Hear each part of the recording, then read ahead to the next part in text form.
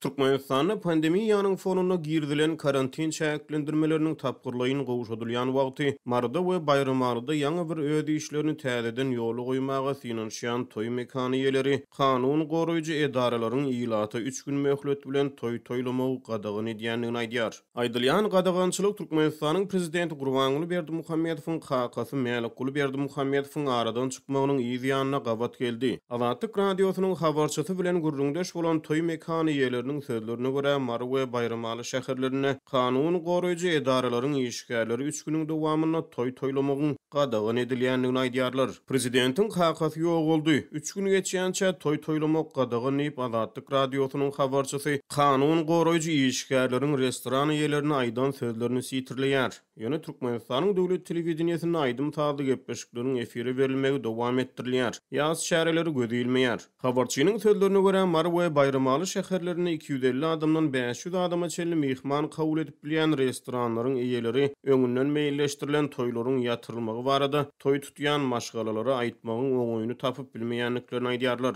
Ogle ýörüp gyýy çykarmak üçin toý mekanlary bilen öňünden gepleşip hatda öňünden puluny geçiren maşgalalary bar diýip bir toý mekany ýesi Azatlyk radiosynyň habarçysyna gurrun berdi. 18 aprelde Türkmenistanyň prezidenti Gurbanguly Berdimuhammedowyň kakasy Mälikguly Berdimuhammedow aradan çykdy. Bu ajyk habar tutuş türkmen halky tarapyndan uly gynanç bilen kabul edildi diýip döwlet medeniýeti ýazýar. Mälikguly Berdimuhammedow resmi habarda gahrman we ýaşlar üçin göreldi atlandyryldy. Türkmençilikde ýakyn hossary aradan çykan adamlar merhumyň ýaz günleri geçýänçä toý tutmakdan saklanýar. Ýöne özlerini toý tutmak gadagan edilen marly ýaşaýjylar özleriniň öňünden meýilleşdiren toýlaryny geçirmäge synanşýanlyklaryny aýdýarlar. Olaryň käbiri toý mekanlaryna aýdym sadyň sesini ýanglandyrmalygy teklip etse, käbiri toýa gelen mihmanlary restoranyň gapdal gapysynyň içerik girdip restoranyň öňünden seredilenine hamala ol ýerde toý tutulmaýan ýaly edip görkezmegi teklip edýär. Toý mekaniýeleri ýaňy bir karantin çäreleriniň gowşadylmagyndan soň öz işlerini gaýtadan ýoly goýmaga synanşýan wagtlaryna täze girdilen 3 günlük gadagançylygyň özlerine agram boljokdugyny aýdýarlar. Bizini bu barada nädip toý tutýan adamlara aýtmaly. Ol adamlar bize öňünden pullaryny berdiler. Ine nädip olary ýygyna gaýtarmaly. Nädip biz olary gelmäň niýel diýip bir toý mekaniýesi Azatlyk radiosy bilen gurrundaşlykda aýtdy.